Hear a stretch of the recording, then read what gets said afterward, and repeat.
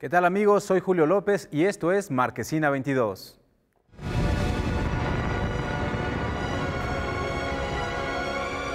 We must reach far beyond our own lifespans.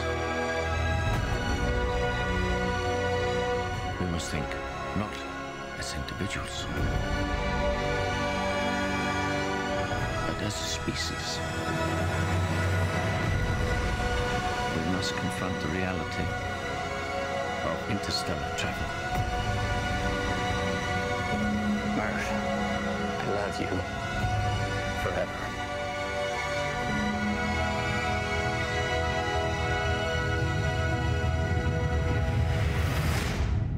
I'm coming back. Pues a propósito del estreno de la película Interestelar, vamos a hacer una revisión de la filmografía de este gran director, Christopher Nolan. Y para eso me acompaña mi querido amigo Jesús Chavarría. ¿Cómo estás? ¿Cómo estás, Do? Pues muy bien y muy contento de poder platicar uno de los directores más interesantes, ¿no?, dentro de lo que es Hollywood y también uno de los consentidos a nivel masivo, por así denominarlo, ¿no? También está aquí el que no es nada fácil de complacer, Gerardo Gil.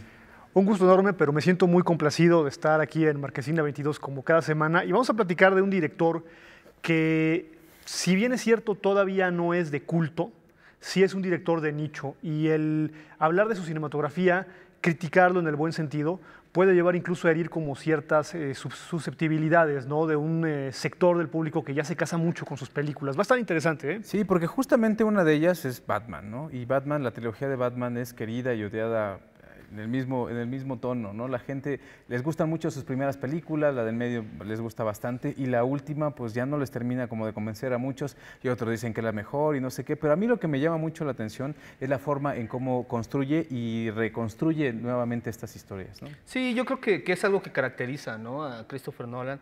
Es un director que hace un planteamiento dentro de la misma película, destruye ese planteamiento que te había hecho para finalmente ofrecerte una reinterpretación de eso.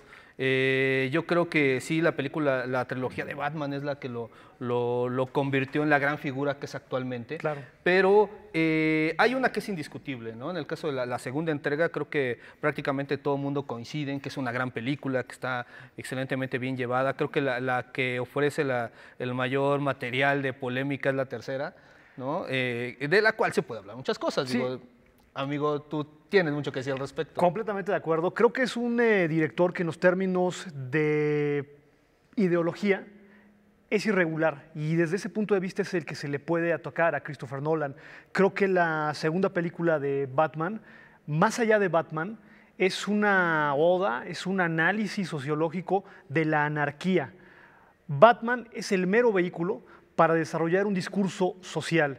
El problema con Nolan es que esta irregularidad en su discurso lo demuestra de manera muy clara en la tercera entrega, en la que rompe completamente con todo este discurso anárquico y entrega lo contrario, es decir, entrega ya un Batman alineado al sistema, un villano malo en sí mismo en los términos de dramaturgia, y ese ha sido el factor común de Christopher Nolan. Aventar la piedra, por decirlo de algún modo, hacer un planteamiento social, como es el caso de la segunda película de Batman, y luego abortarlo. Sí, luego esconder la mano, ¿no? Yo creo que en la tercera es donde evidentemente traiciona su propia propuesta.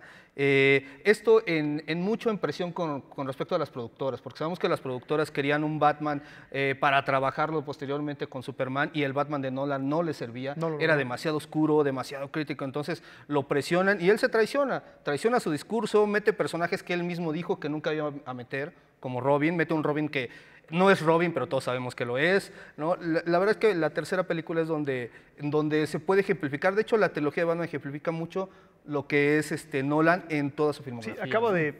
Sí, yo también creo que acabas de tocar un punto como muy importante, el punto de las distribuidoras, que tanto pueden presionar a un director para hacer cual o tal cosa, ¿no? Quitar, meter o poner algunas cosas, y eso también se refleja justamente en otras películas que no pertenecen precisamente a este género. Completamente. Creo que el caso de Christopher Nolan es un claro ejemplo de un director que pertenece a una generación que se alimenta culturalmente del cine hollywoodense mismo, y sus películas mismas son una referencia cultural, social, de su generación, la generación de finales de los 60, de los 60, principios de los 70.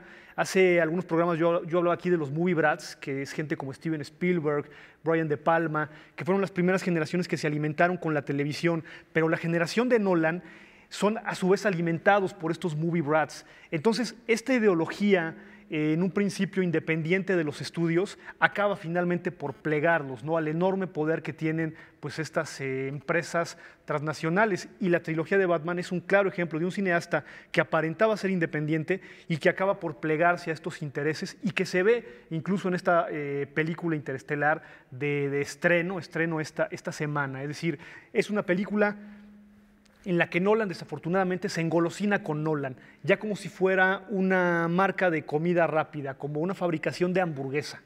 Sí, porque fíjate, bueno, hablando justamente de su película del origen, ¿no? Inception, también ahí se veían como ciertos atisbos de brillantez, ¿no? Sí. Sí, había muchas cosas muy interesantes que nos planteaba el director, pero que también finalmente quedan terminándose solo en eso, ¿no? No sé qué piensas tú, Jesús. Sí, yo creo que la película es quizás una de las más equilibradas de Nolan, por decirlo así, en términos de lo que es el cine comercial y el cine de propuesta. Claro. ¿No? Porque sabemos que él tenía este sello, ¿no? Como un director, como decías, independiente de la gran industria hollywoodense. Entonces, aquí se conjugan ambas cosas, lo hace muy bien y ofrece una película que ofrece muchos elementos interesantes, que hace muchos apuntes y que al mismo tiempo funciona comercialmente, ¿no? Además de que muestra algunas innovaciones con respecto a la cuestión visual. Sí. ¿No? Entonces, yo creo que el origen es quizás el punto más alto, a mí me lo parece, independientemente, tomando como punto y aparte la trilogía de Batman, el punto más alto dentro de la filmografía de Nolan. Yo estoy de acuerdo con eso completamente, y le veo algo aparte a la cinematografía de Nolan. Con excepción del origen, desafortunadamente estamos viendo a un cineasta que se ha quedado con lo tontito del análisis de su cine, con lo tontito del subtexto de su cine. Es decir, con esta filosofía de café soluble, con esta filosofía como de bestseller, ¿no?, que le funcionó en un principio y que las masas de público hollywoodense lo sigue ya casi como una religión. El ver ya en reiteradas ocasiones este discurso de...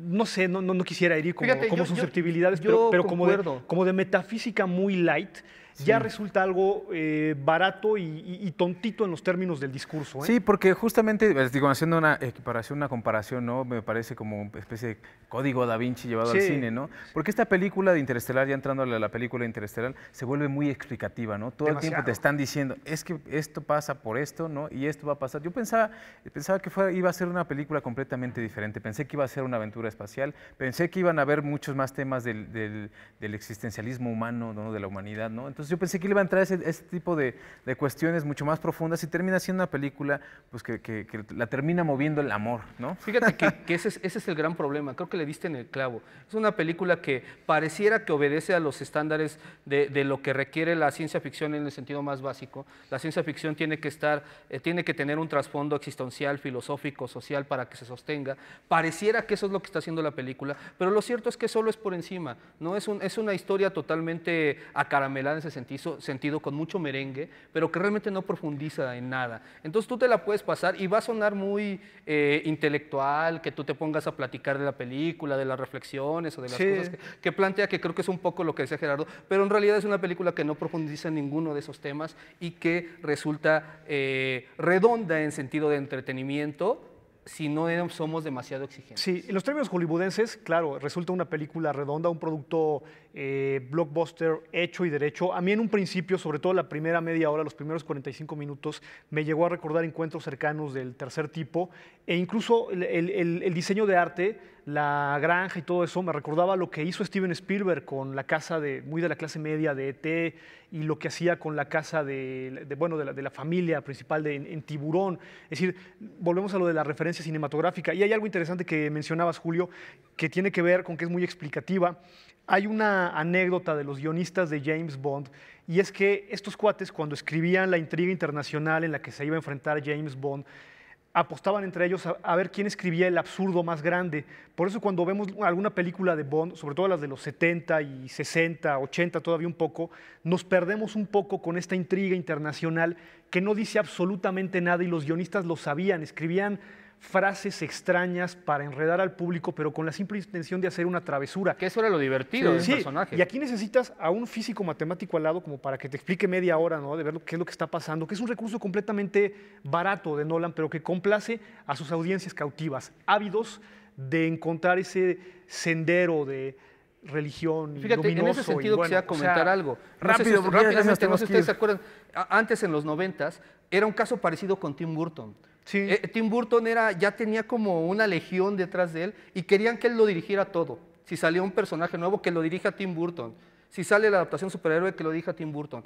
Ahora el que ocupa ese lugar es Christopher Nolan y no dudemos que en algún tiempo pues termine en esta onda perdida en la que anda actualmente Tim Burton. Bueno, pues esperemos, también no todo puede ser... Pero está entretenida. Dicho esto, pues sí, está está entretenida. Está entretenida, a mí me quedó a deber, pero está Más entretenida, o menos, ¿no? o sea, está- Sí, y bueno, las aventuras espaciales que hemos visto en los últimos tiempos, pues han sido interesantes, incluida la de, Sí. la de Gravedad de Y Alfonso esta, Cuarón. ¿Qué es Cuarón? incluso Cae en está una por parte encima segura. del promedio, ¿no? Aún así está por encima del promedio hollywoodense. Y si me permite rápidamente, pues finalmente sí rescata un poco lo que es el clásico de la ciencia ficción, de las novelas, sobre todo ya hacia el final de la película, ¿no? Muy literario en ese sentido. Sí, pues ahí está.